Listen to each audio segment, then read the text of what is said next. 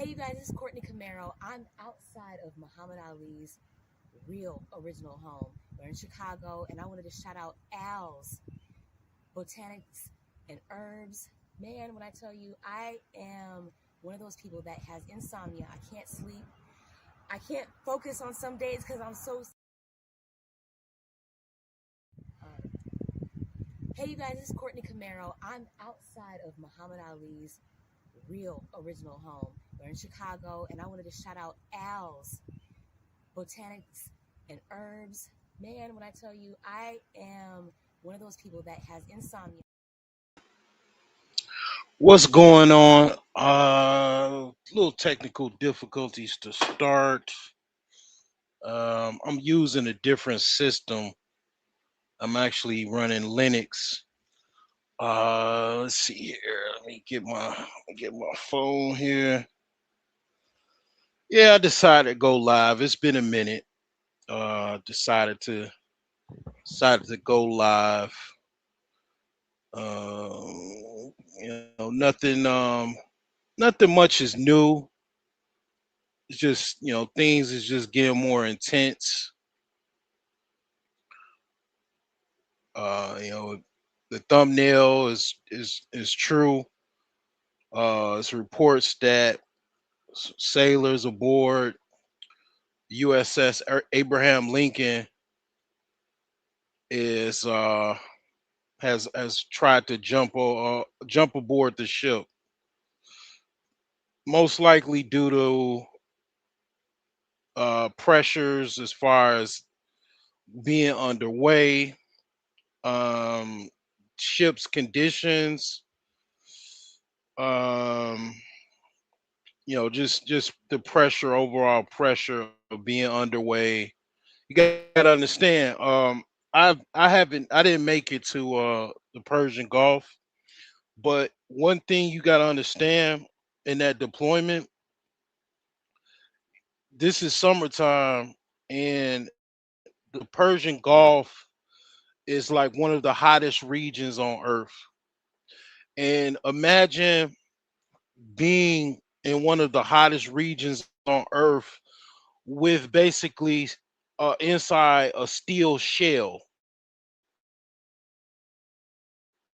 And on the USS Kitty Hawk, and a couple times, at least one time, I'm aware of the AC went out.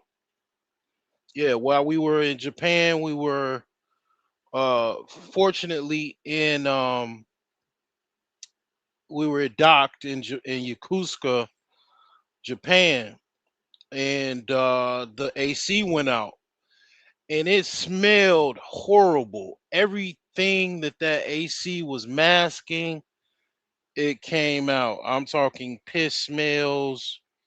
I mean, it was just really, really, really, really bad. And I mean, just imagine if the AC goes out and you're in the Persian Gulf.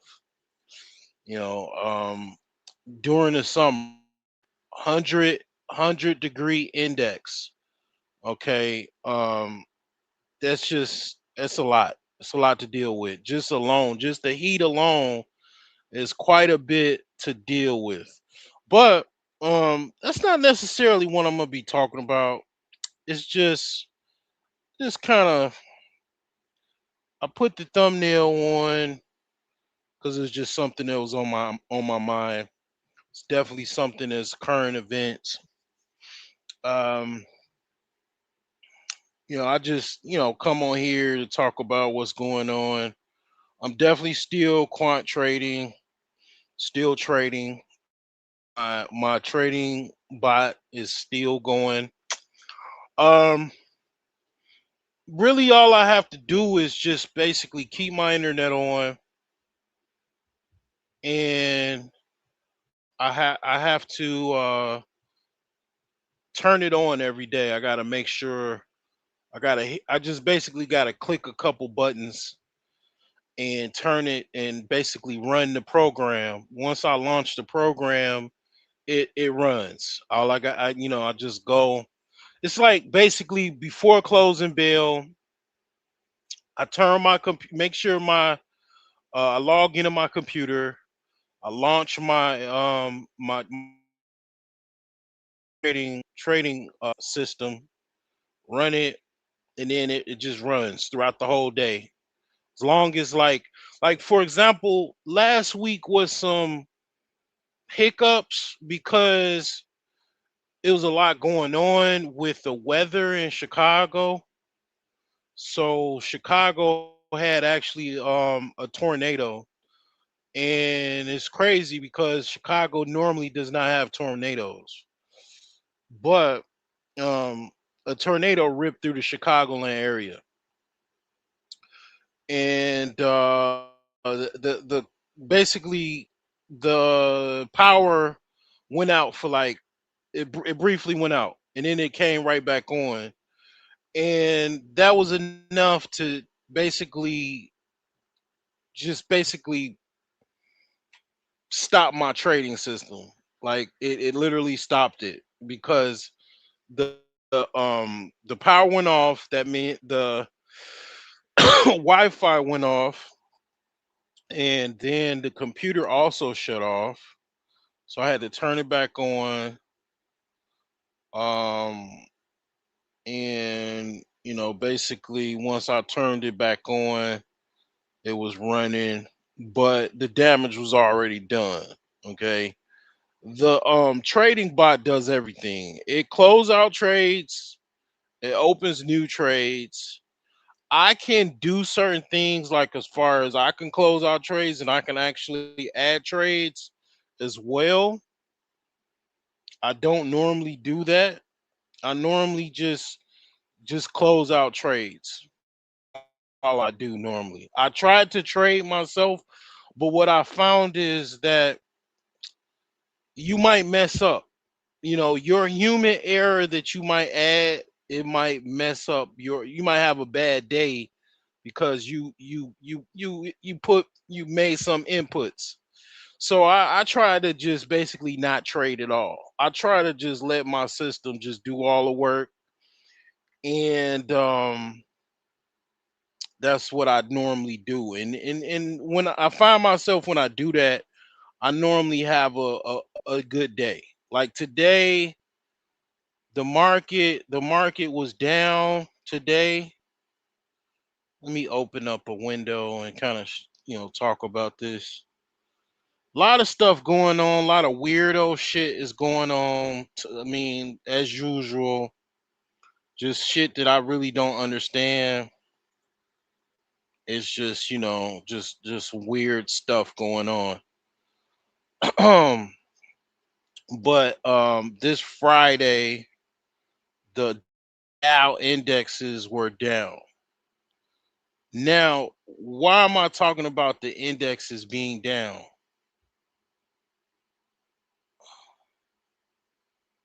Okay, why am I talking about this? All right, hold on. Let me share a window here. Let's see here. All right, let me make sure. Yeah, I'm using Linux. Okay, so pretty much one of the things about Linux, it makes an older computer more faster and robust, because for whatever reason Linux just works better on older computers. So basically, I got quite a few older computers, so I decided to slap Linux on one of my old Dells, and it's actually pretty decent. It's pretty decent. It's fast. It's very fast. I'm running Fedora, Linux Fedora, and it's pretty good. I mean, my computer is old, but it's not like a dinosaur. It's got some decent RAM to it, but with Windows, it just is not as fast. With this Fedora, it's quite it's a lot quicker, lot more. robust as far as its activity. But um this is what you see here. The Dow was down 107 points, down 20%. Nasdaq was down 73.87, closing out at 0.28% loss. S&P was down 17% with a $13.23 loss for the day. Now, why is this important? Normally, what I noticed, because you got to understand, my system heavily trades stocks within these indexes. So normally, what I notice is if there's a down day with the indexes, most of the time I'm gonna have a red day as well. I'm gonna have a losing day if the indexes are down. But today I actually ended out positive in a positive. I like only like $5. I mean no, $6. But yeah, I didn't have a losing day today, even though the indexes were down. Like I said, I notice mostly when the indexes are down, I do have a losing day. So there's been quite a few losing days because it's a lot going on.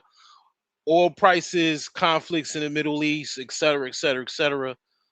It does affect stocks markets, okay? So needless to say, the fact that I had a winning day, positive day, with the indexes being down, it's just a good thing. It's very very good situation. So yeah, I was pretty thrilled about that. Uh, so that being said, I'm still doing, like I say, I'm still doing DoorDash. I do like a few hours, after work. The weekends I might do it a little bit longer. Um, I like doing it because I don't have to go into my savings. I could just kind of basically go out and make a couple coins, and I ain't gotta go get into my I don't have to go into my savings or anything like that. So I'm still looking for a house. I'm still looking for a house. I've actually found some new websites that sell houses and stuff like that. So I'm still looking to see what I could find. Think I found something, but it's gonna be probably in a it's gonna be in most likely it's most likely going to be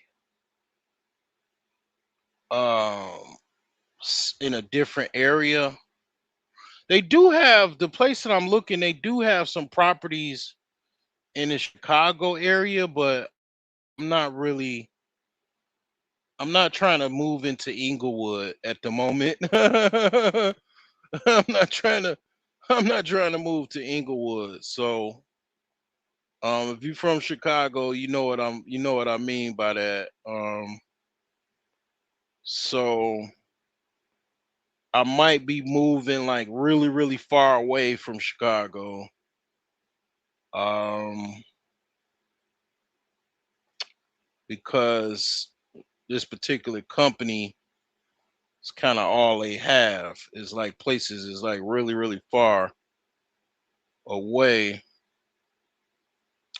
But I'm still looking for some property. I mean, obviously, when I say I'm looking for some property because I buy property unconventional, I'm looking for basically another kind of like looking for another land contract, another owner financing um property, or some real estate that I could purchase through online financing.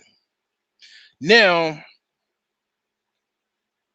the good thing about uh creative financing, or let's just say seller financing, you don't have to worry about going through any bank. You don't you immediately start the process of ownership. You don't have to wait or anything. The second you put down a down payment, that goes towards the purchase price of the house, and every payment afterwards goes toward the purchase of said house. Okay, so that's the pros of creative financing, or seller financing. It's some cons. One of the cons is, um there's a trust factor that may be an issue, as far as you not dealing with a conventional bank or a conventional mortgage. You don't really have that much protections as a person that bought traditional financing for a house, like through a bank or through some mortgage company, right? So it's a risk when it's involved with private parties. The risk of it being a scam is higher. uh just a lot of things could happen in those transactions. If you're dealing with a fraudster or a scam artist, you're gonna be cooked. You're gonna be cooked for everything you got, because um you're dealing with private parties.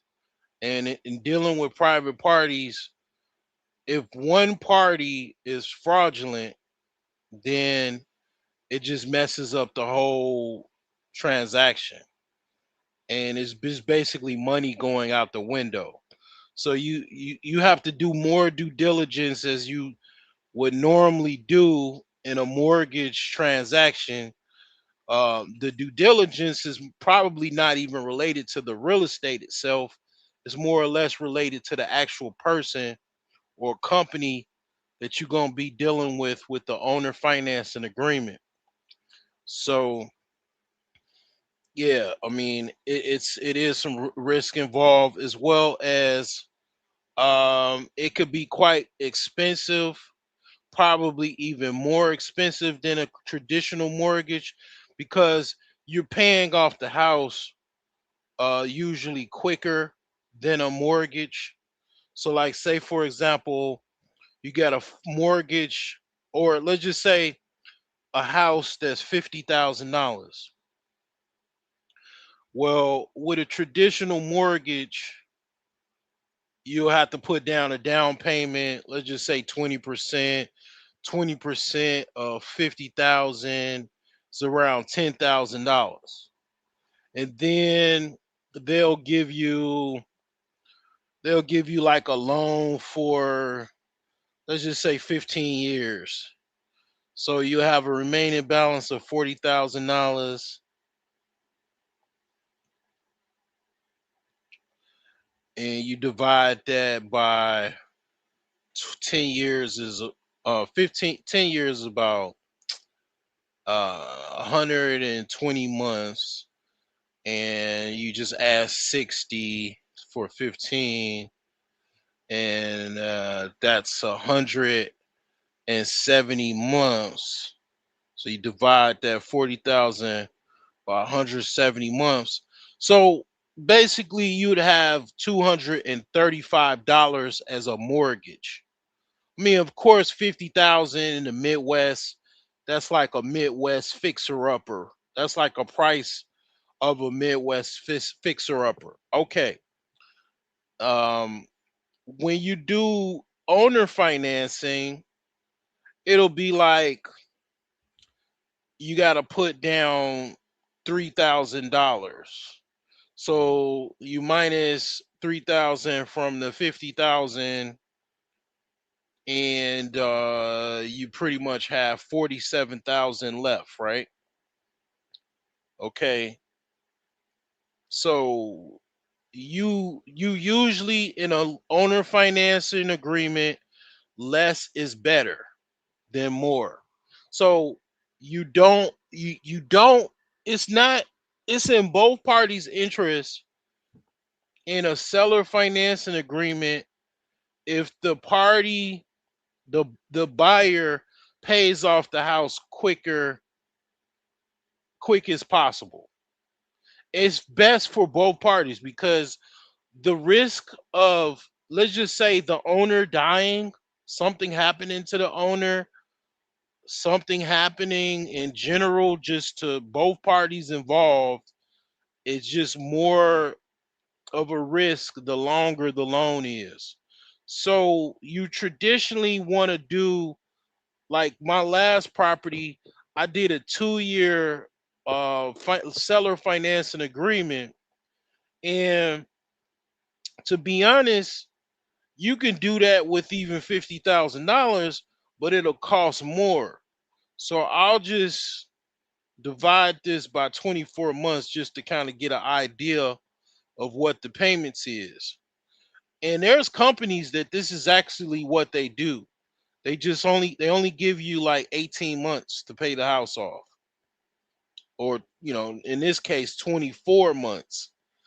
But yeah, because it's a short window, the seller is trying to pay this he's trying to close this transaction out. So with a 2 year payment, you'll be looking at about 1958 every month. And that's more in line with a traditional mortgage, maybe for a house that's relatively expensive. Let's just say um, $200,000 or more, with interest and everything. So with 22 years, for 2 years, you'll be paying roughly about close to $2,000 a month. But after the 2 years, you'll own the house free and clear. Um, but that payment, that $1,958, you'll have to pay that every single month. See, that's the catch. That's also a con because you got to pay quite a bit to pay that house off. You got to pay it down so you can own it. So, usually people give you like 5 to 10 years, but you got to understand, you don't want to go that far in a seller financing agreement because, like I say, it's just too many things can happen in that time period. You want to pay the house off as soon as possible. I recommend you getting a seller. If you do go the route of owner financing, you try to pay the house off 5 years or less. Really, about 2 years. You don't want to. I've seen some very scam like seller financing agreements. It's one guy, um, I'm definitely not gonna mention the site, but he offers seller financing all across the country, and but he's doing 30-year terms. That's a scam. You have no reason to need to pay 30 years to pay for a house. Let's say, for example, even if it's $90,000, it won't take you 30. 30 years to pay that. You don't want to pay that for 30 years. And then the price that he's asking is like $700 a month. You don't want to pay $700 a month. See, it's a scam because it doesn't calculate. One of the things is very generally you need to know math. And when you pay $700 over 30 years, that same house is like over $255,000. And it's not worth it. So those properties, I'm sure he's selling them. I'm sure people are getting those agreements, maybe with the notion that they're going to refinance it and just get a mortgage later. But as it stands, that's a scam because it doesn't even equate to the actual math. It doesn't calculate. It doesn't make sense mathematically because, like I said, the house. Okay, this is normally how this works when it comes to seller financing. There's usually two options. The one first option is to pay the house off and pay cash and just have a cash price. And it's usually lower than the seller financing price. So for example, um should I show you a site? Should I show you guys a site? Let me think about this for a second. Show you one of my sites. Yeah, fuck it. I don't care. I'm feeling generous tonight. All right, let me show you one of my sites, man, that I go to. I never bought a house here from this site, but I've been looking for years. Usually it's a situation where I'm gonna look in another state, like I'm gonna look in Georgia. Let's look in Georgia, right? To just show, because this is a reputable company. I've never done business with them, but this is a pretty reputable company. All right, let me show you. All right, let me show you this here to show you what I'm talking about. All right, so this is CastleRockREO.com, and this is an example of an owner financing company and what they offer.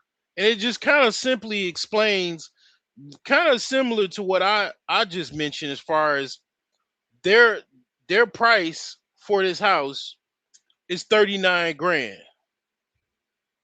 Okay. But they have an owner finance price that's like 10,000 more. Okay. They're charging you more for an owner financing agreement. Pretty normal. The down payment is as such around $5,187. Financed amount left over is 46,683. So the monthly payment, and they do an 18-month loan, and it's 2594 for 18 months. So you're gonna have to stomach spending $2,500 a month for around for roughly a year and a half, um less than a half actually. You have to pay this $2,500. And once you pay that, of course, you get the deed, the title, and of course, you own the home. So this house is not in bad condition. That's one of the things that I noticed. This is basically like a C grade property as far as the property's condition. I don't know this neighborhood as far as Fitzgerald, Georgia. I can look it up. Let me look it up and see where this is actually at. Um,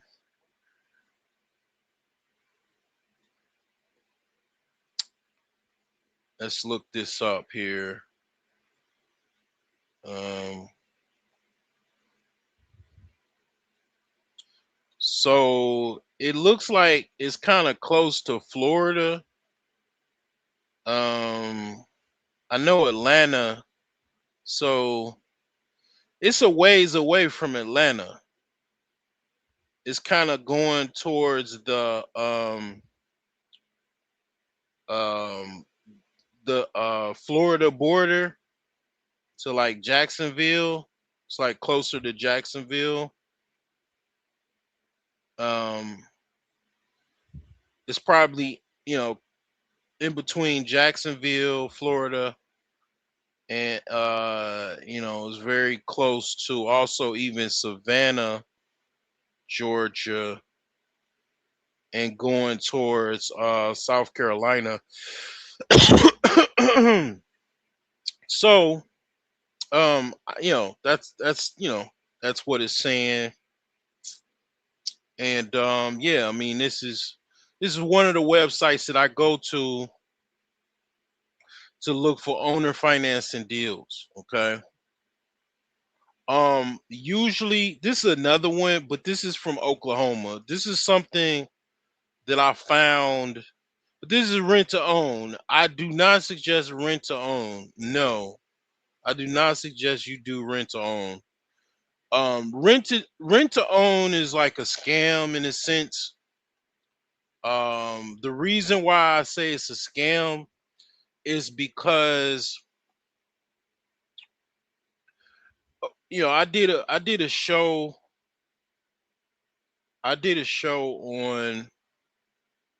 on rent to own. I did a video on rent to own. Um,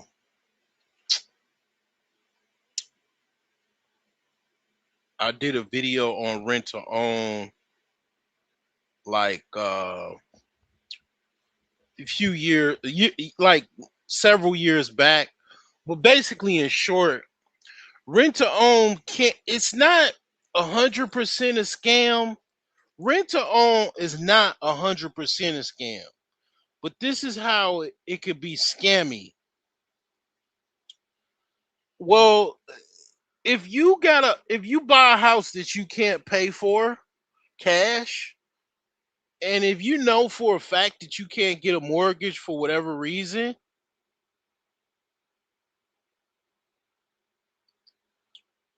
it's kind of like you scamming yourself because you just basically glorified.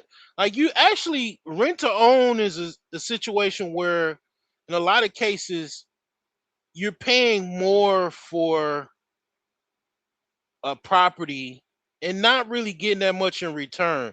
Like in a case where a house is like not move-in ready, where you got to fix stuff up, it could be kind of it could be a bad deal for you, because let's say you got a house that needs a complete gut rehab.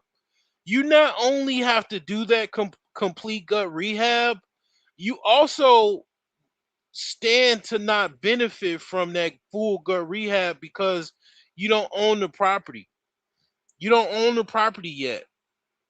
So you stand to pay more than a traditional rental, because if the property needs repairs, which all properties damn near need repairs, even a brand new house. Um, Houses are like structures that need ongoing maintenance. Doesn't matter if it's new or it's old. Obviously, older houses need more maintenance, but it just depends on a lot of things. Also, weather. But the thing is that basically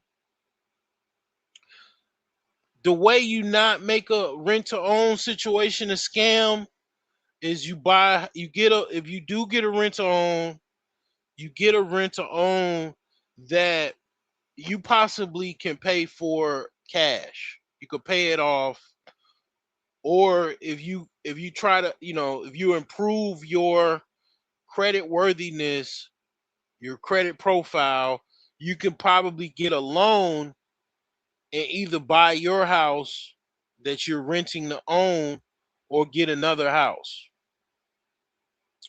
So that's just something to keep in mind. But, you know, understand how things go. You're broke! You're fucking poor! You know. So, that being said, you just gotta be careful, man. It's all kinds of ways where people can get you, nowadays, Um, it's all kinds of scams and schemes and kinds of stuff going on.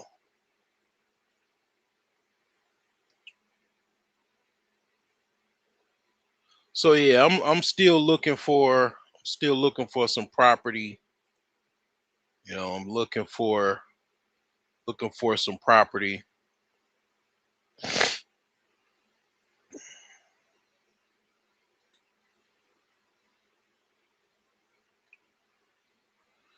So I'm still sports betting. I was like 3 home runs away from making $100,000, over $100,000 today. Let me show my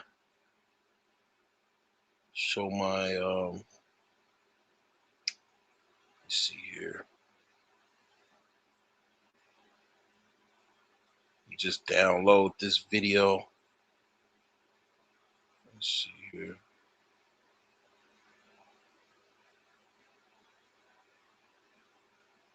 Yeah, I'm still trying to get things working. Um, Wait, hold on. Let's see here.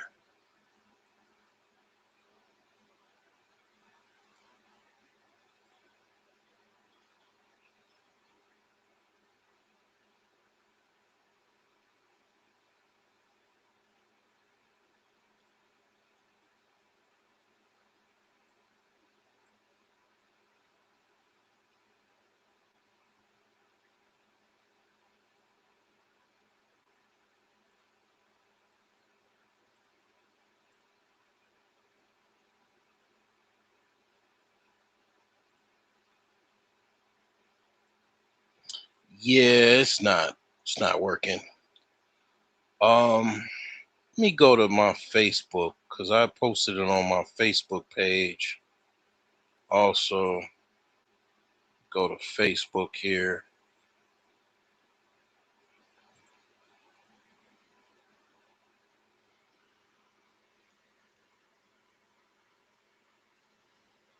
Mm,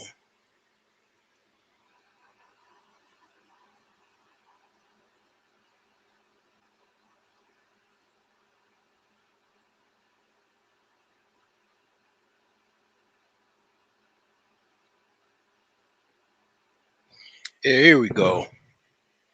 All right, let me share my screen. Let's see here.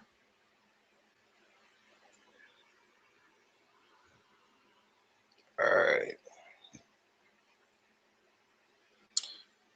So I had let me see here. It's kind of fast, but I had Mooney Taka from the White Sox, Miguel Vargas, he hit a homer, Brandon Lowe, and Jordan Alvarez. So if I just had all of these guys on one slip, I would have got paid. I didn't see exactly who finished. Let me see who actually finished with the homer, because as far as I know, these three other guys did not hit a homer. Um, Let me see here. I mean, I cashed out for like 100 and I think what did I cash out for? Let me see. They'll show me once I get to it.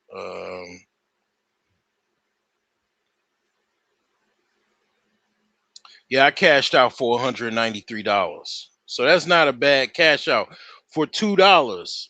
I mean, $2 for a cash out for $193. I mean, of course, the um the payout was $129,000. But yeah, Michael Harris did not. He didn't. Michael Harris the third did not hit a home run. Neither did Wyatt Langford and Rafael Devers. Devers. Like, yeah, they pretty much they did not do it. I just cashed out. You know what I'm saying? Because I usually cash out like I cash out when the inning is like at the seventh inning or even the sixth inning. I'll just cash out because the price will go down the longer you wait. But I was pretty comfortable with cashing out because one, I needed the damn money, and two, I didn't think all of these guys was gonna hit the ball. Um, I don't know how I got this bet. I think I just combined a bunch of bets, and these guys like I don't know, man. They were just hitting the ball, man. I just wish I had them on one slip. So if I had all of these guys on one slip, I probably would have had 30 bands at least 20 or 30 bands. If I just would have had these guys on here all together, you know. So I just gotta like maybe do some doctoring and maybe magic can happen twice and these guys put these all these guys on one slip. But yeah, man, that's happened quite a few times where I've had near misses. um it hurts like if you cash out and actually comes the actual slip is a winning slip. That happens as well, but normally I just cash out when I feel like it's not gonna achieve the bet. But like it would be painful if that would have like if I cashed out and like them guys just hit the home run. Like that would have hurt. That would have hurt my soul actually. Cause you know me, I need all the money I can get. And basically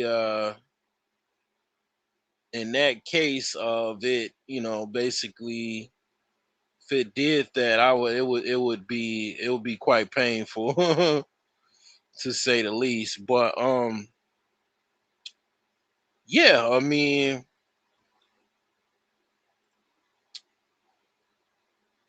um, basically it was a valid cash out in this case. I mean, like I say, if it was a situation where I would have it was a cash out where I basically it wasn't a valid cash out. I would have been I'd have been I probably would need therapy. I, Oh, that's an F. I probably would have need therapy I knew it was close. Wow, that's an F. It's in key. because God damn.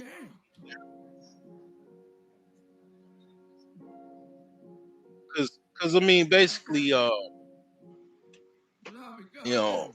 that's you that's like a lost opportunity, and you don't really get opportunities like that all the time. Like that's kind of like a once in a lifetime opportunity type of thing. Like you lose out, you cash out for $193, but you lose out on $100,000. Like I would need therapy, man. I need to go talk to somebody. I mean, at least talk to somebody for multiple days about that shit. But it happens. I've seen people cash out. Like my cousin, he cashed out on a $12,000 ticket, and he only got like I think like 1,000 or $100 or something. But it's greed. It gets you both ways. It gets you by not cashing out because they tempt you with a cash out. You winning, they they give you a temptation of a cash out. So if you cash out and your slip is a winning slip, your greed got the best of you. Greed can work against you and it can work with you. So if you if you had a valid cash out, it's a valid cash out. But a lot of times it could work like one or two ways. It could be like you being greedy so you don't cash out, and then the parlay you don't win. If the bet doesn't win, you don't get anything or any slip. If you unless you do a round robin, you won't get anything if it doesn't win. So like if you cash out, your greed got the best of you. If the slip is winning, um, you cash out early, then you lose out. I've lost out. I think the most I've lost out on was like 20. Like as of late, I lost out on 3,000 because I cashed out too early. They get you like that if you don't have a lot of money. If you kind of broke, you've been having a long losing streak. That cash out is very tempting, but that's the time you probably need to go take a nap, go to sleep, go walk around the block or something and don't look at your phone. I mean, you just gotta just let it go.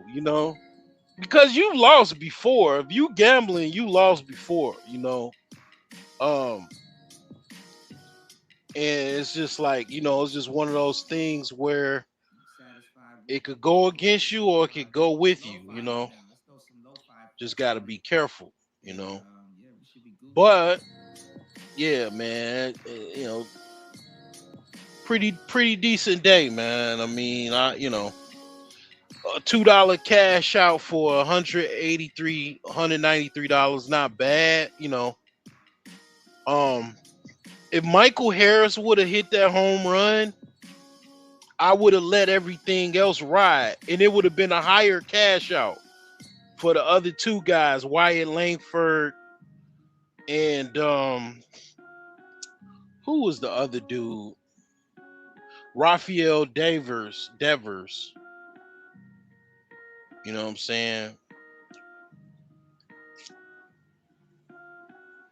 Which those guys normally don't hit home runs. They do, they have, but they normally, you know, I've had those players on slips and they have not hit home runs before. Wyatt Langford, Rafael Devers, and Michael Harris many a time. So, it just happens, you know what I'm saying? Um, but yeah, man, I'm still sports betting, man. Sometimes I'm like, damn, why am I doing this shit? Cause I'm not winning. Like I'm be having like losing streaks and shit. I really don't. Yeah, like it's really kind of like I've had moments where I'm like, what the hell am I doing? But what I'm trying to do is kind of get money together so I can put it in my trading system. But I'm still new to this. Like I've only been sports betting for a few years now. No, actually a couple years now. So I'm still learning every day. When I first started, I was just, looking at stats and stuff like that. I mean, I still do, but now I have actual trading systems. Not trading systems, but sports betting models. So the same thing, like I use Python for my trading system. I use Python for my sports models. So basically, Python is at the core of what I'm code that I'm trying to use to become rich. So it's like Python or bust, literally. You know what I'm saying? Python or bust.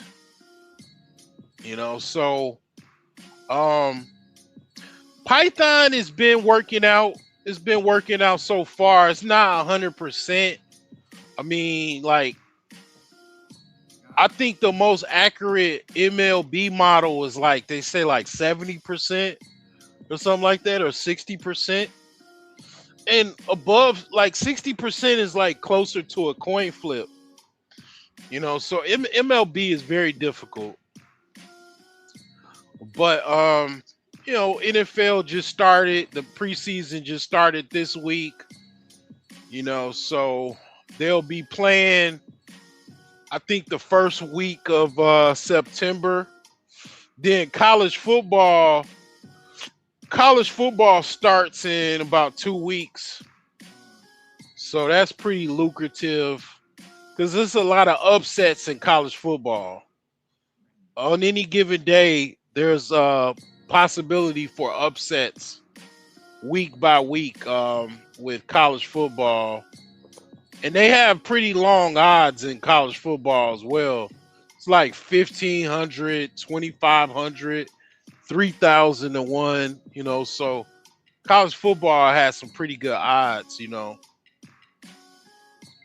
I don't know if I have a college football model.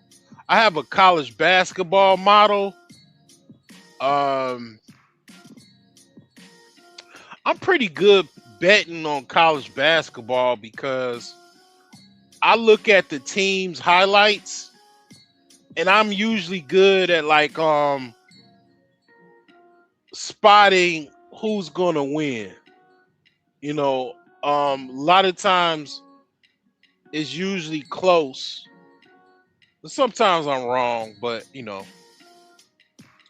yeah, man. I mean, this is just kind of what I do, man, to try to make some bread, man. I'm still in the works. You know what I'm saying? I pay other handicappers to see they slips. You know what I'm saying? I got a couple groups that I'm in, you know. Well, it's weird sometimes. Like sometimes I be putting my own bets in, and then I don't even put. Um, I end up like don't use the handicappers slips, and then I'm like, damn, I miss out on something big that they was working on, some slips that they put out. So I try to keep on top of it, but man, I missed out so many opportunities because I just don't even bet the slips that I see from other cappers. Handicappers is called sports betting is called handicapping. So people that bet on sports experience sports bettors are called handicappers and also short cappers. Okay, called cappers. But yeah, man. It's just a grind, man. It's a grind to try to claw your way to the top, man. It's just a grind. Um, some people it takes them a lifetime. Some people when they're young in their teens or their 20s, they they figure out something and then they max it out and then next thing you know they're millionaires, and they 25 or 22 or 21 or 19 or 18. For me, it's one of those things like it's kind of turning into a lifetime type of thing. And I did miss out on a lot. I mean, you just think about all the things that you missed out on, right? Missed out on Bitcoin, altcoins. It's a lot of stuff, man, you missed out on. Just think about all of the stocks that you missed out on. I mean,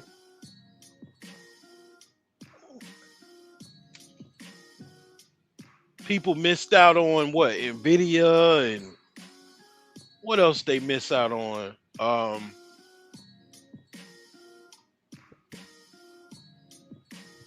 Just a lot of stocks, man, that just went through the roof. It's just quite a bit of it is, it might seem, I know people are struggling. I mean, I understand that. But what you gotta understand is it is quite a few like opportunities out here to make money. Is just like capitalizing on them and actually having enough cojones to put your money up, and actually capitalizing on it is it's kind of like,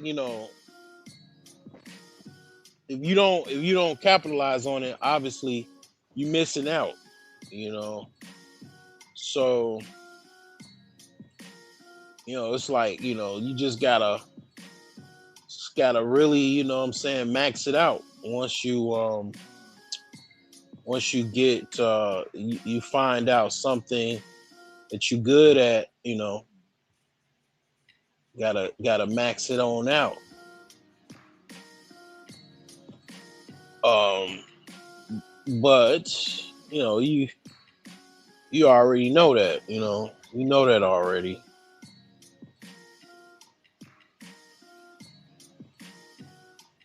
But yeah, I'm always looking for new owner financing websites because, yeah, owner financing is where it's at. Like, banks. I mean, who wants to pay for a 30-year mortgage? Even 15 years. I mean, who wants to do that? I certainly don't want to. But I guess we could play Dave Ramsey, play some Dave Ramsey on what he says about owner financing.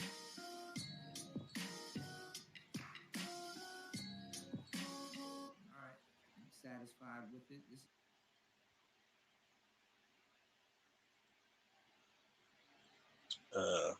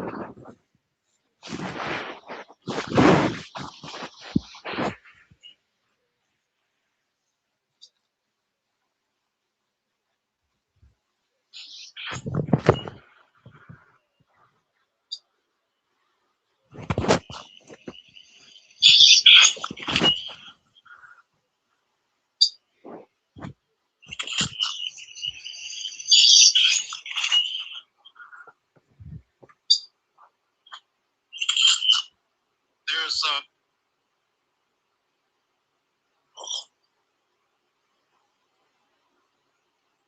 Let me see if this is playing. Make sure this is playing properly.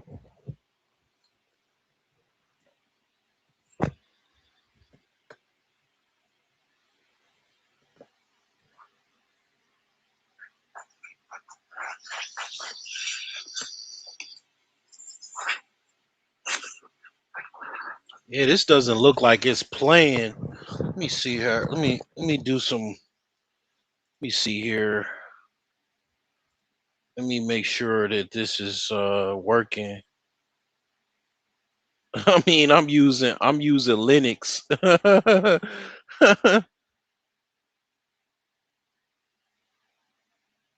All right, hold on. Let's try this again. All right, let's try this. Built-in display. All right. Let's go back. All right.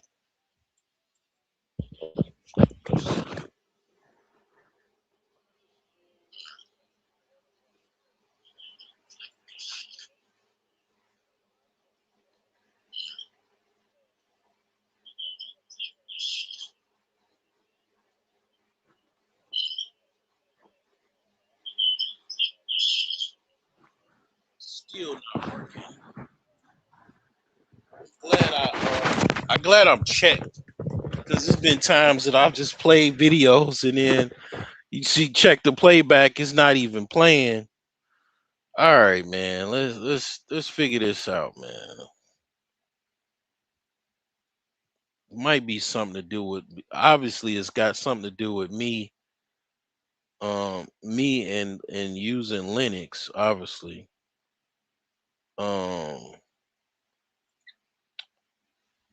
okay. All right. Let me see here. Okay.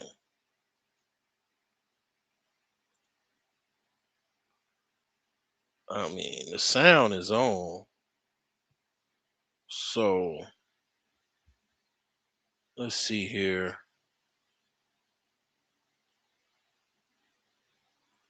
Okay. Oh, see, you thought I wasn't gonna figure this shit out, man. I'm a fucking tech at the end of the fucking day. I don't give a fuck what the fuck is going on. I'm still a tech. I'm a tech before anything. Let me see if this shit worked out.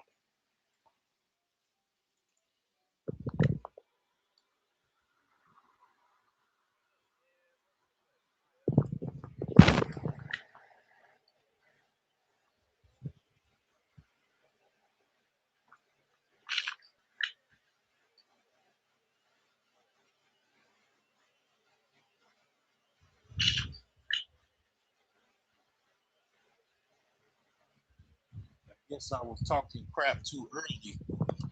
Still not working. We gonna figure this shit out though. We gonna figure it out. Hold on. We gonna figure this out, man. We gonna get it together.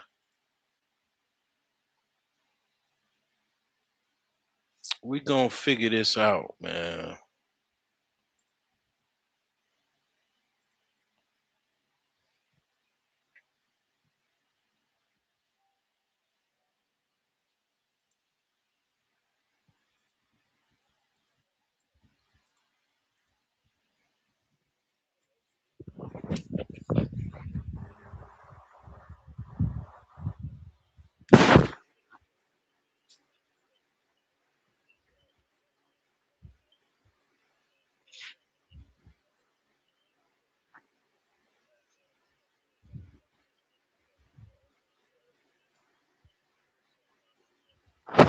Still not working.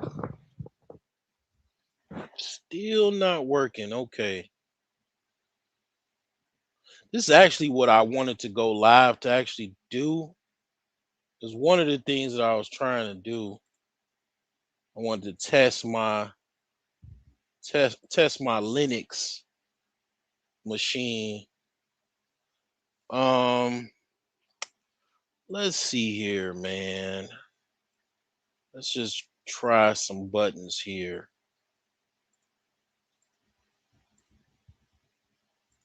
All right, let's do this here again. Let's try again.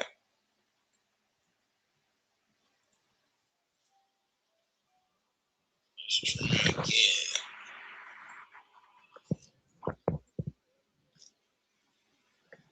Let's try.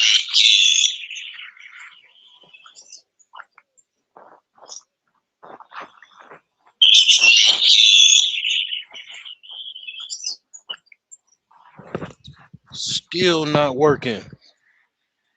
We gonna figure this shit out, man. We gonna figure it out. Let's see here. We gonna figure this out, man. All right. We gonna figure this out one way or another. We gonna figure this out. Okay. All right.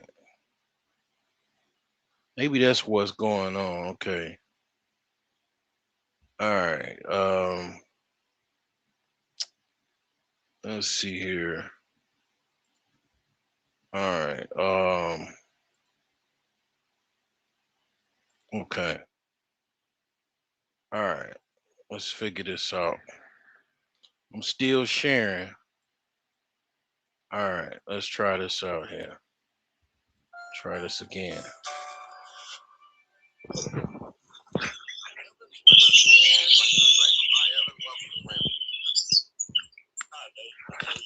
Still not working. We gonna figure this shit. Still not working. We gonna figure this shit.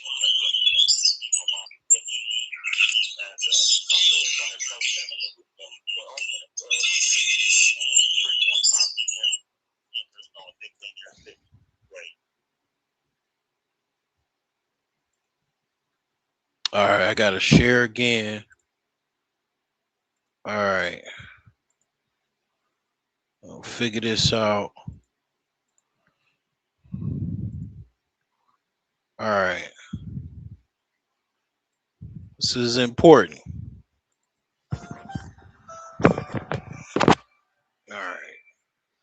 Evans with us in Winston-Salem. Hi, Evan.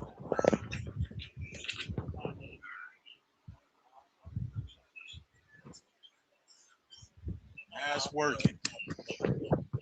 Now we cooking.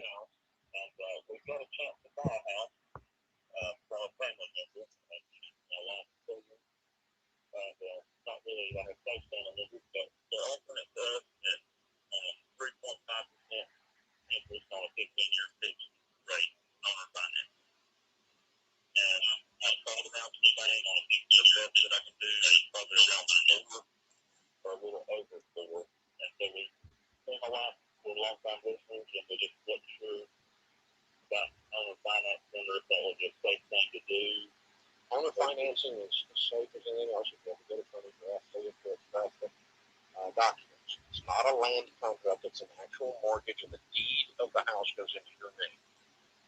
Yes. No land contracts at all. Do those. Now, the downside of the whole scenario you're given, the other upside is you're going to have a lot less costs involved.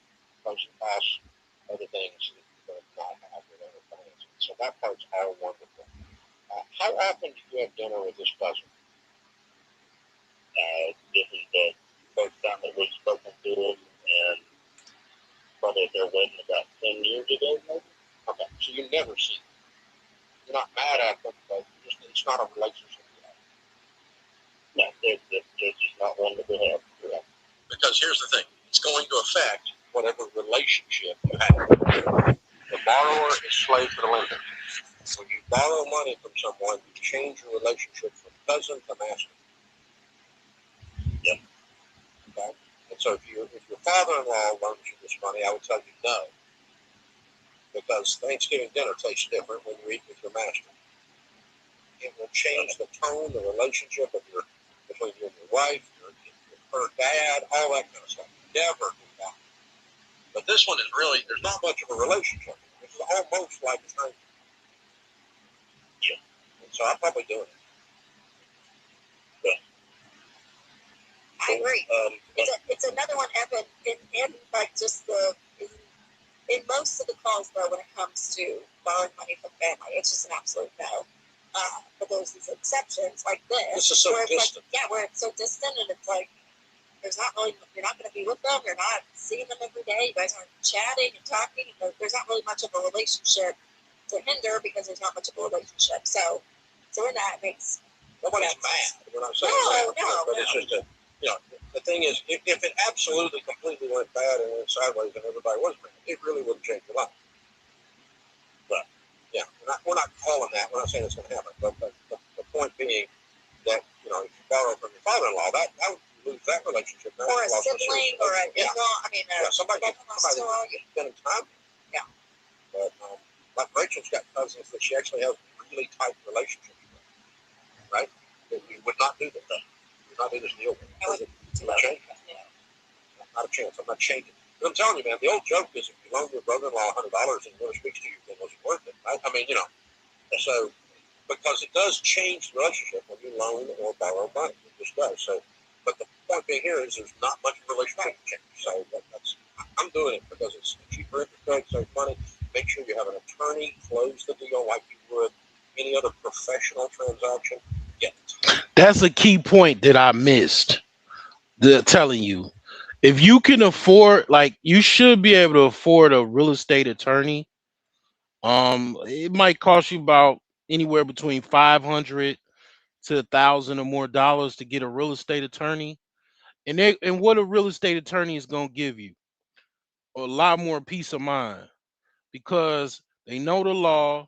They can draft the proper paperwork, get it filed properly, and that'll protect you from legal obligations. They'll protect you from, basically getting in something that is a fraudulent situation. Your lawyer can if a good lawyer will protect you from the law, they'll protect you from being defrauded.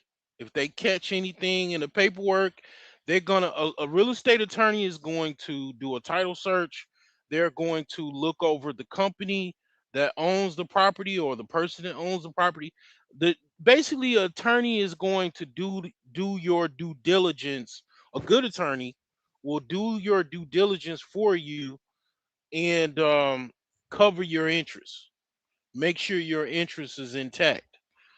So a lawyer will be pertinent in this type of situation because you need to have someone to watch your back more than ever in a situation like this where it's an owner financing agreement because it's more private, more of a private transaction. So yeah, he missed he pointed out something that is very, very important. Getting a real estate attorney is just something that you need. If you're gonna be in real estate, you gonna want a real estate attorney. It just goes hand in hand. Title insurance, get an inspection on the house, get an appraisal on the house, all of those kind of things you do if you're doing a normal transaction, to where no one's getting screwed here, no one's all very business-like and button up. All the documents are done, they're properly filed with the courthouse, and the title company does the closing. You do everything right. If you do all that right, you're going to have lowered costs and a lowered interest rate. It's a good deal. Okay. All right. So that's Dave Ramsey, man. Yours truly saying, get you a land contract and get you an attorney and go for broke. So there you have it. Trying to think what else I wanted to talk about. A lot of people are just playing like they're just being quiet. You notice that like people are being real quiet. Um, they're acting like everything is okay. That's what that quiet shit is about. That calculated quietness. A lot of people are quiet as hell right now. But you know, things is going on, man. It's really, really tough out here, man. Everything is progressing.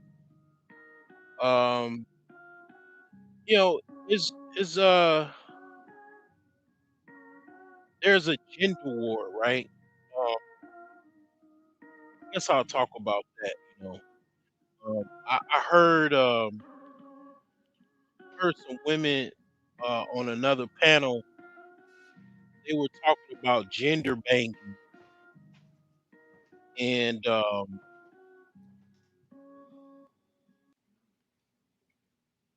you know um people gender bang. I guess some people say even I gender bang, right? But the thing is that there's a lot of stuff going on with this whole gender banging, stuff that we, that's going on right now. But I don't know. I mean, I just I see this thing progressing into something kind of crazy. Let me turn this down a little bit more. All right, right there is cool. So like, yeah, it's just kind of crazy, how things are. I was listening to a panel of some women talking about, they was talking about relationships and stuff, but it's like, here's the thing, right? This is something. This is something that I noticed, and this is old, but um,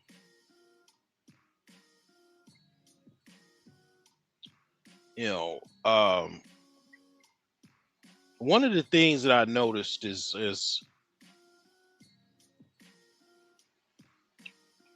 this is what women do typically when it comes to money and men.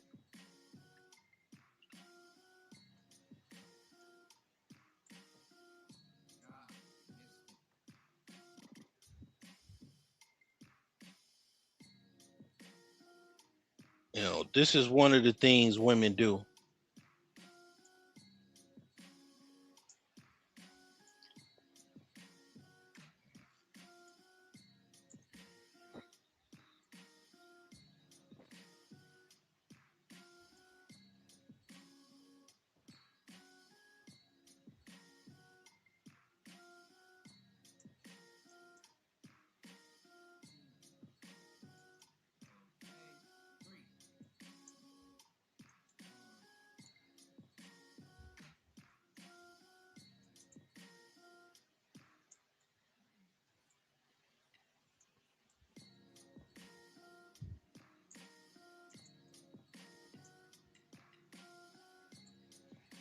And this is a dangerous game here too. Don't get me wrong. This is a dangerous game,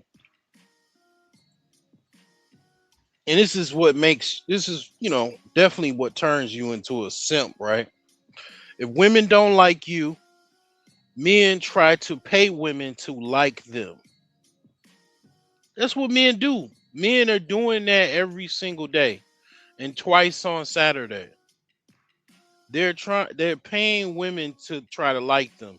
And when you young, you learn, okay, this is not something that you do. You don't do this. But this is what men do every day.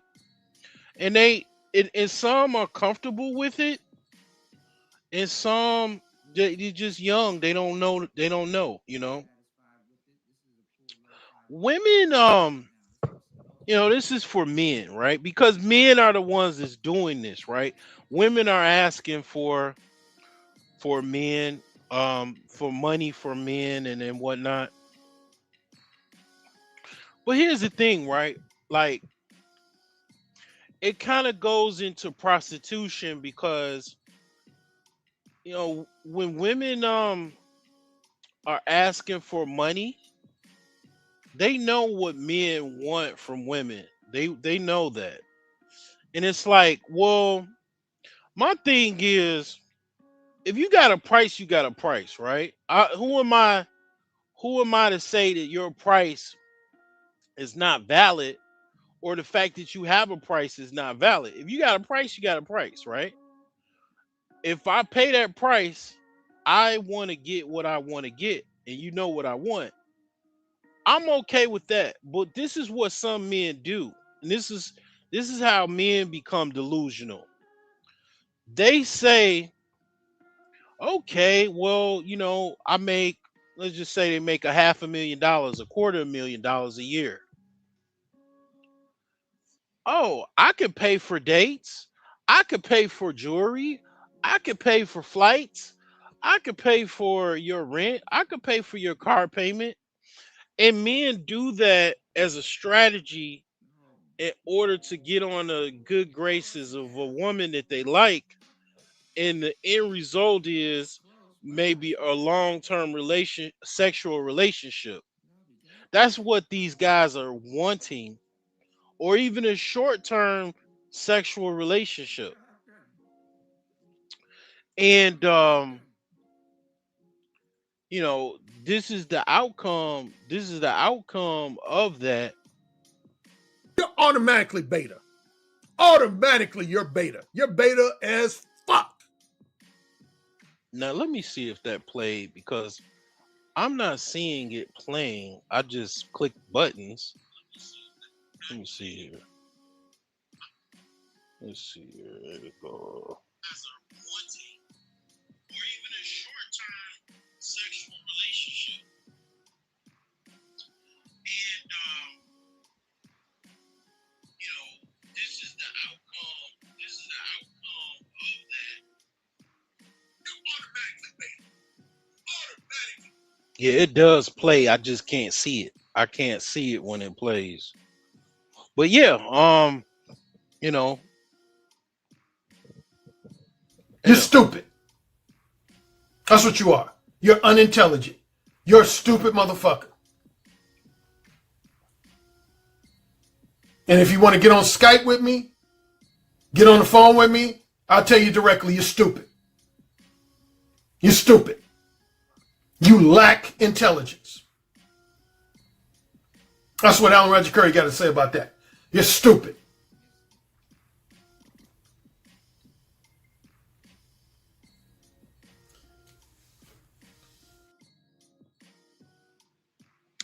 Yep.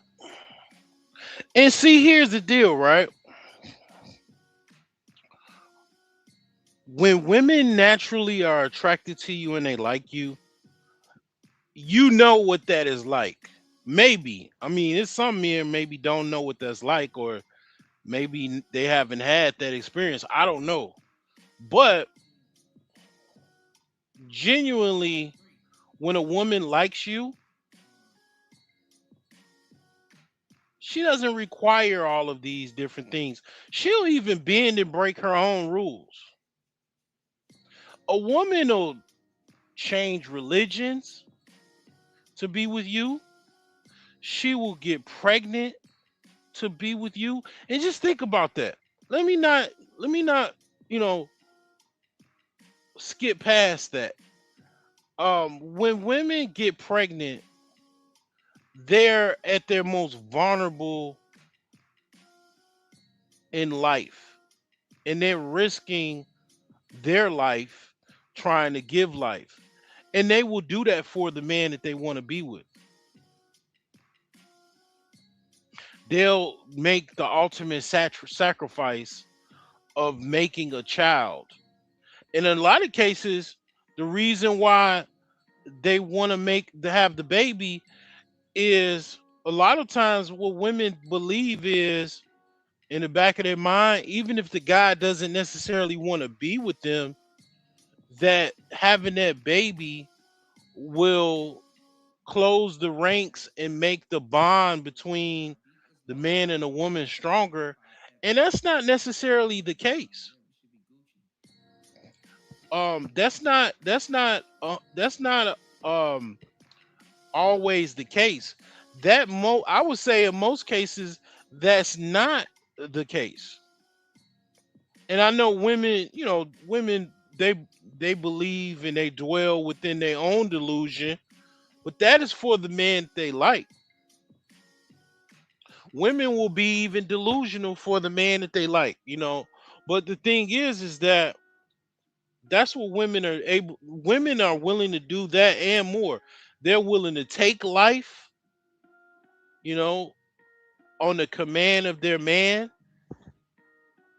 set dudes up, all kinds of stuff, risk going to prison or jail, or getting, harmed, or even unalived, right? Dealing with the man. But that's the man that they want to deal with. And it is all natural. That man doesn't have to pay anything. That a woman will give her an entire bank account. A woman will give her entire bank account, all the money under her mattress. She'll give her all to be with that man if that man needs that. And she loves that man, she wants that man. That is what she will do. She's willing to do that and more to basically keep dealing with that man. When a man comes and tries to subside that or circumvent that natural process, that natural attraction, that natural likeness that a woman has for a man, by pulling out his wallet and paying. Women like when men pay for things, don't get me wrong. I believe both men and women like for things to be paid, okay? But that that the delusion sets in for men that pay women, to be with them with bills, pay their bills, take trips, take them shopping, et cetera, et cetera, et cetera. Um, as a standard. And then the woman will, in a lot of cases, reciprocate some type of sexual access. They will give sexual access, not even 100% of the times. I would say in most cases, the woman is giving out sexual access, and it's a normal relationship in the sense of they just have a good time. They're both boyfriend and girlfriend. He takes this woman shopping regularly, take her on dates regularly. I'm not even saying that. I'm not saying if that's what you like doing that's wrong. I'm not saying that is even in this case. I'm saying for a man that is paying a woman and not getting anything in return, and not getting any reciprocity in return from that woman, and you just, paying and paying and paying, or even the woman is entitled for you to just pay everything all the time, like, and you're not rich, so you can't necessarily justify it.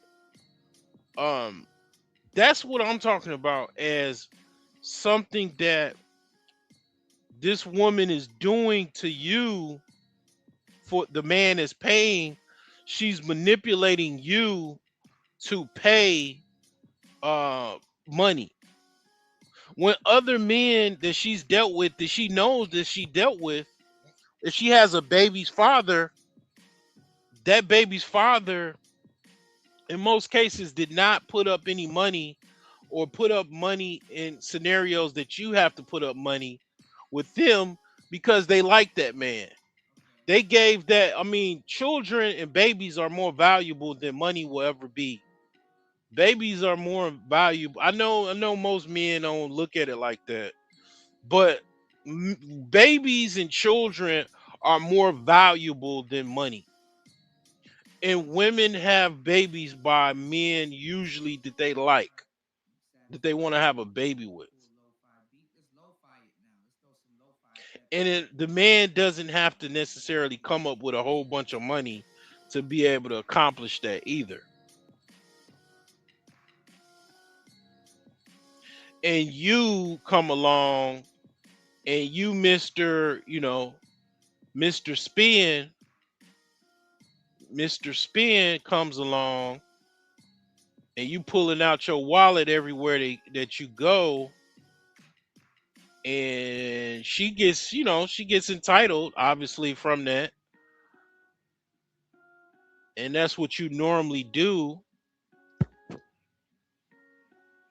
and you justify it as, you like the woman, she might be very, very attractive,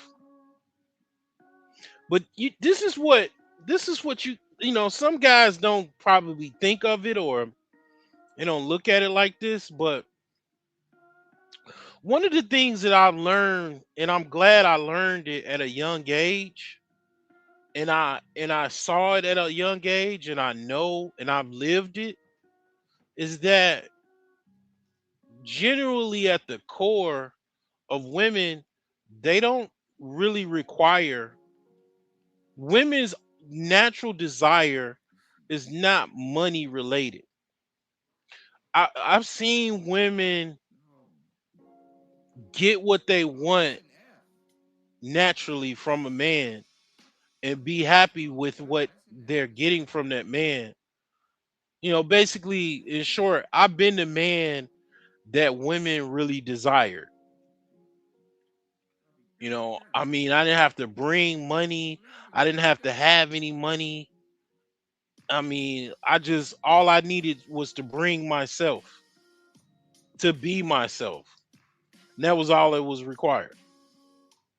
And I've tried the whole pay women. I've tried the whole Americana, take you on dates, wine and dine, you know, pay this, pay that type of thing too. And that doesn't work. And I don't like doing it. And because I know better, you know, I mean, you could say, you don't, that just means you don't have it. You're a brokey. Okay. Even that being said, even if I was, let's just say I was rich, I know deep down a woman's true desire. I know a woman's true desire, and it ain't money. When women are knee deep in sex with a man going balls deep inside a woman, that woman is not thinking about money. That woman is not thinking when a man that they with, balls thrusting in and out, bouncing on a woman's vulva back and forth, she's not thinking about any money. She's already came at least one time or two or three, and she's in a state of nirvana. She's in a state of euphoria, of absolute pleasure and sweet pain. She's not thinking about any fucking money. She's just thinking how good she actually feels. And a lot of times women do get addicted to that man that made them feel that way. Because women are very, touchy feely, obviously, right? Very highly emotional, right? But at the same time, that is a man's, um, a woman's true desire is to experience that and more. And it doesn't have anything, all those things I just said doesn't have anything to do with money. And men trying to pay for a woman to be, to like them, will never achieve that genuine desire that, you know women actually feel when they're with a man that is satisfying them.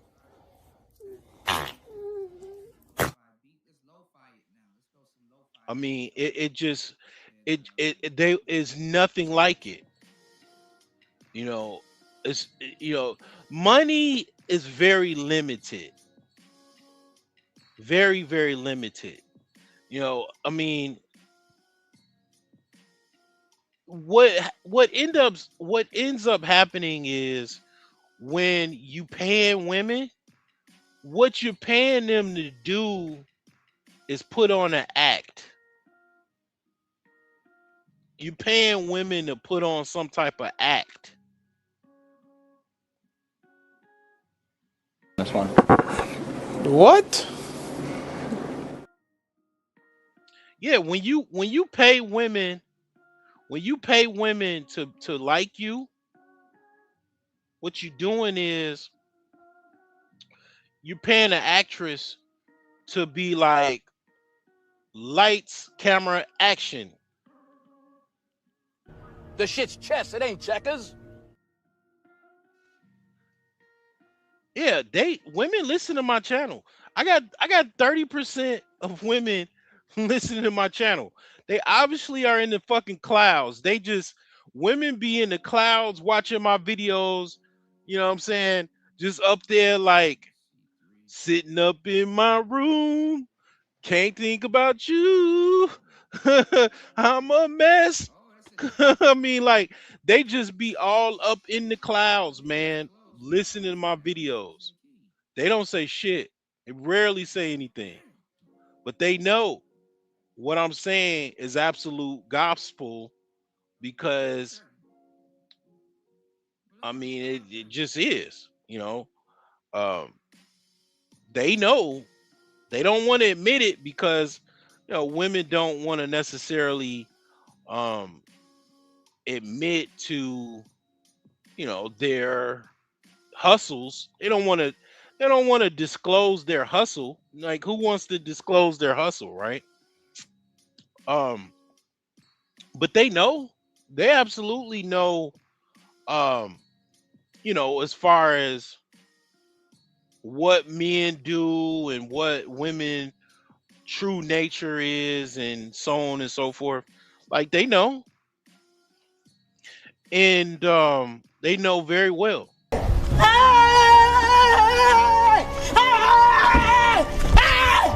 Why are you running? Why are you running?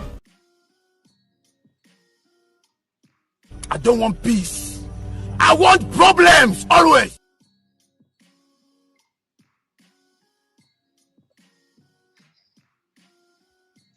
And it's like basically they know that it's men that pays and it's men that plays. Which one are you?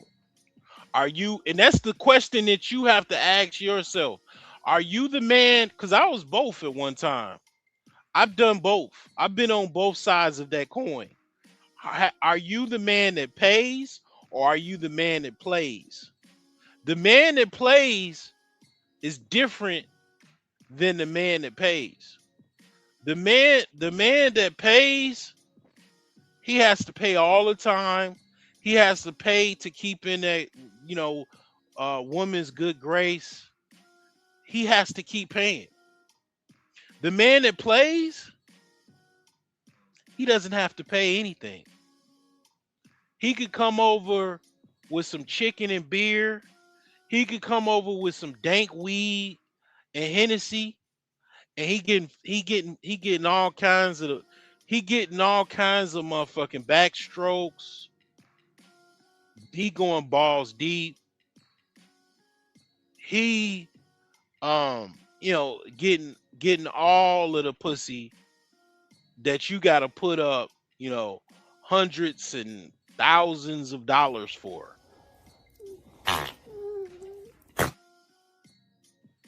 He's getting it for the free ski. And no diddy. You understand what I'm saying?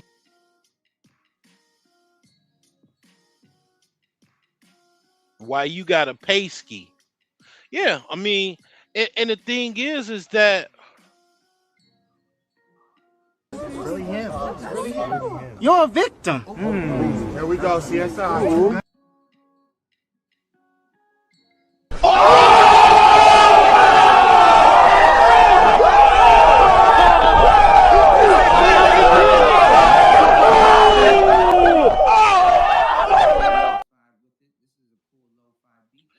Yeah, you gotta pay. You gotta pay up. You gotta put your money where your mouth is.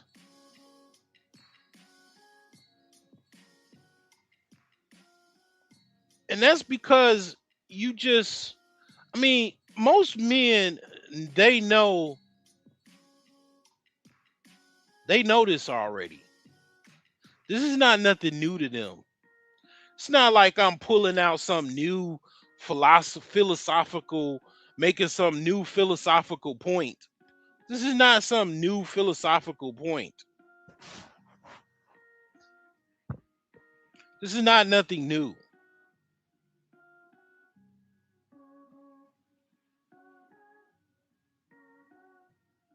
Not nothing new at all.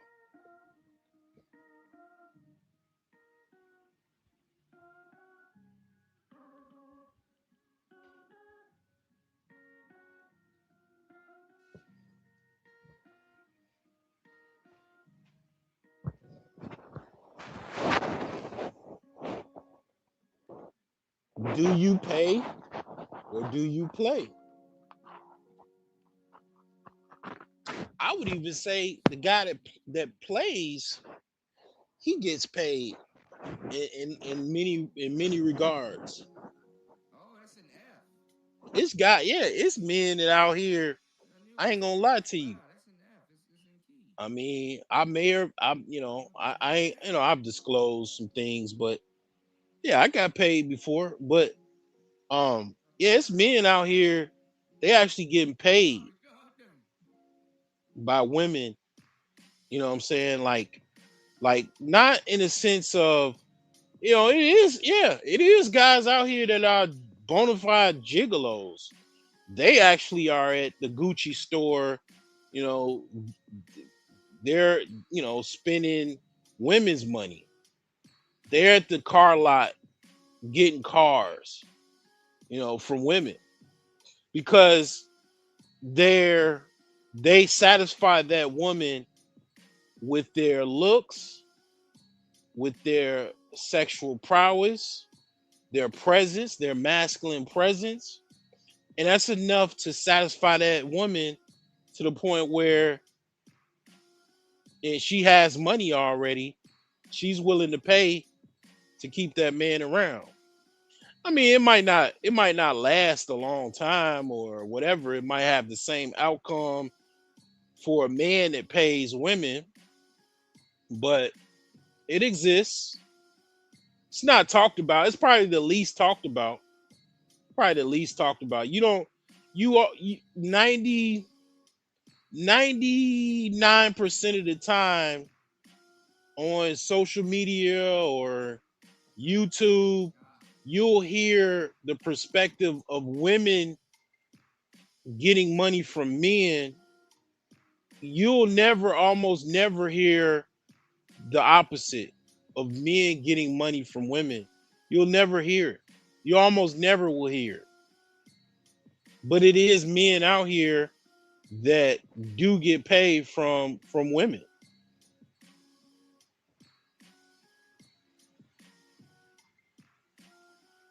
And it's not just black men, it's not just homosexuals either that get paid from women. Men of all walks of life get paid from women. Small percentage of men, I'll say, definitely a small percentage of men.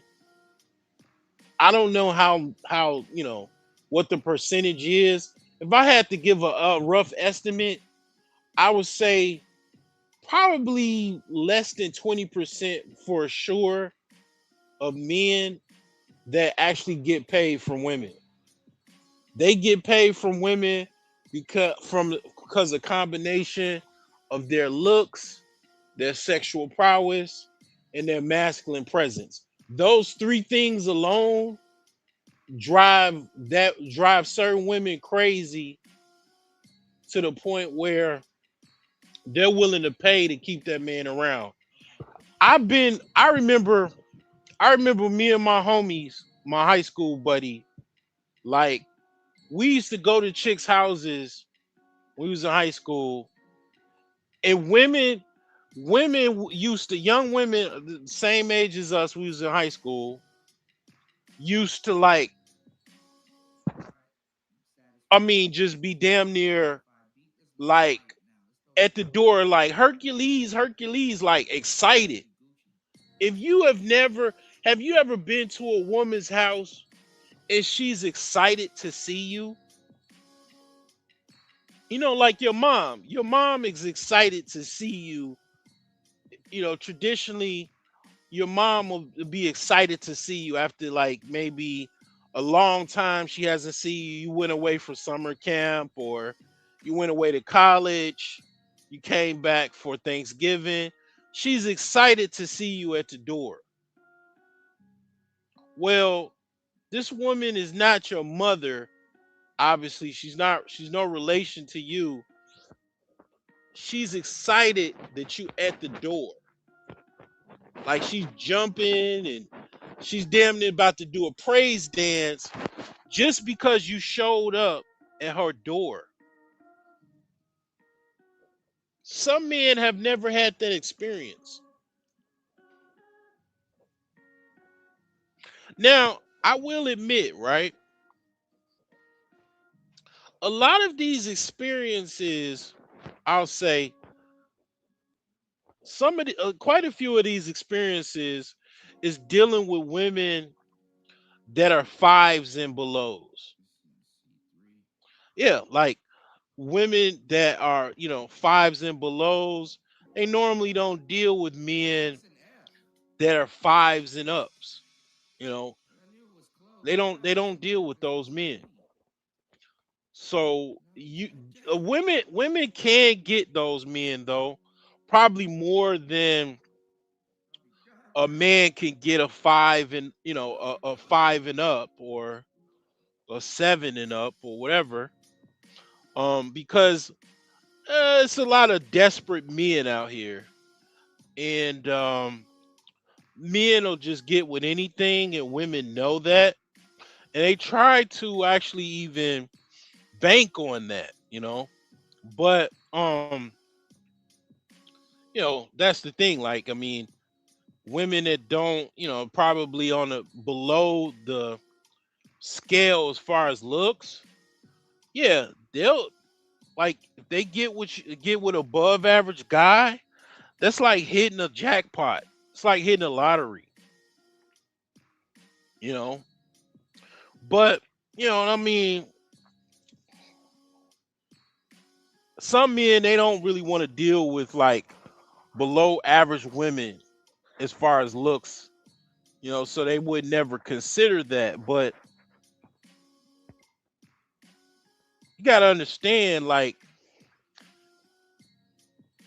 I mean, back when I was younger, back when I was in high school, I mean, I was kind of like a up and coming player. Like, I mean, I was like my homie, he was the actual player. I was like the player in training. I was I was the player in training.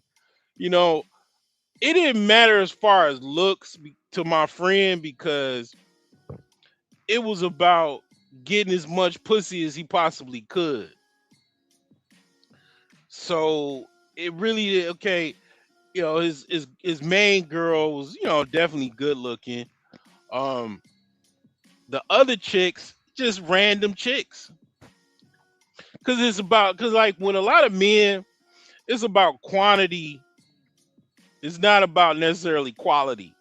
Men will basically stick their penis in anything, right? I know how many times have you heard that? Well, yeah, I mean, a man will have a basically. When I was in high school, my friend, he kind of had a harem of women, and we were in high school. We were like seniors in high school, juniors and yeah, about senior in high school. Like he already had a harem of women. He already had like quite a few women that he could randomly just go over their house and deal with them.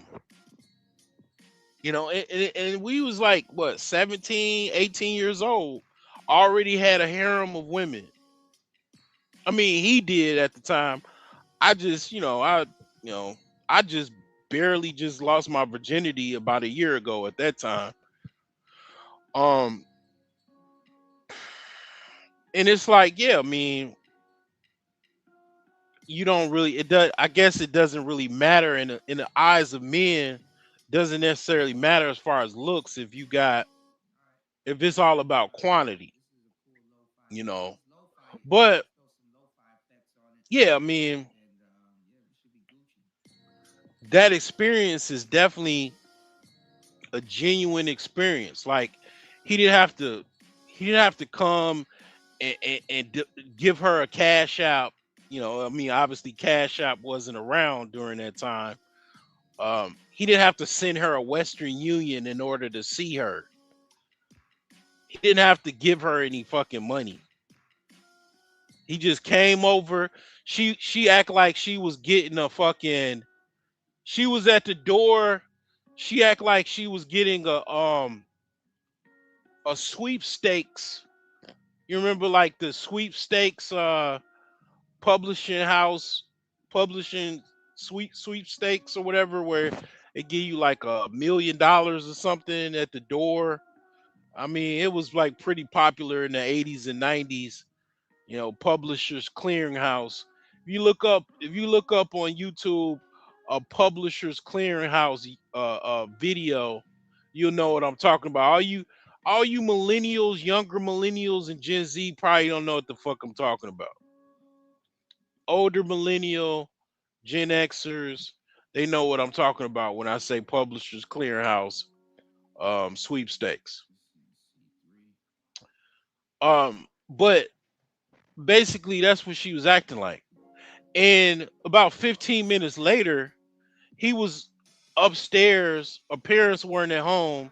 He was upstairs, basically banging it out. You know,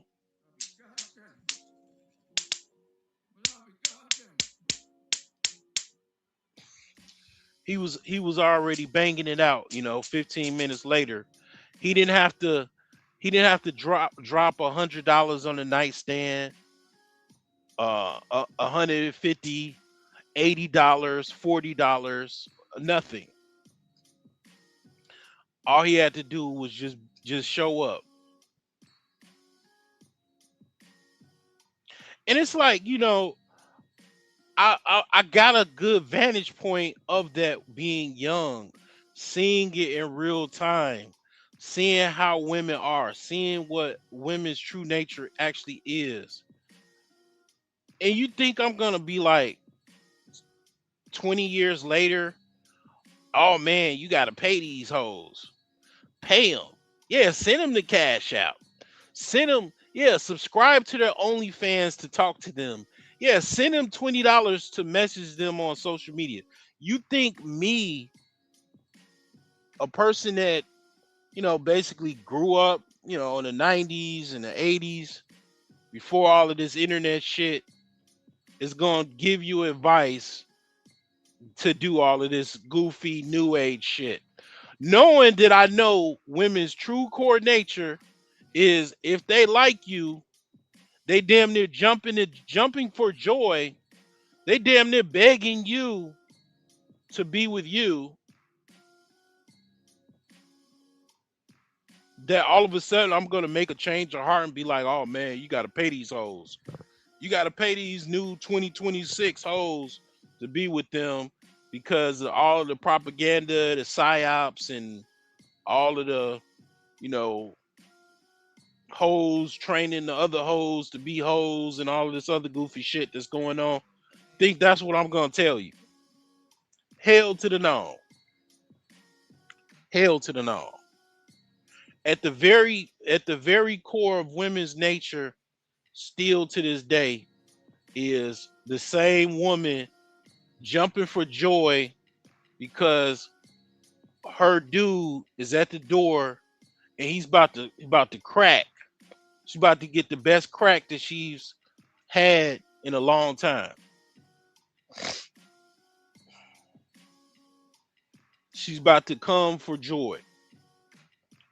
And it's like, um, back in the caveman days, obviously it was even more easier, right? What, you get a club, just go upside the woman's head, and then boom, drag her back to your cave. 2026, women talking about, if you ain't got it, blah blah blah blah blah, or whatever they saying.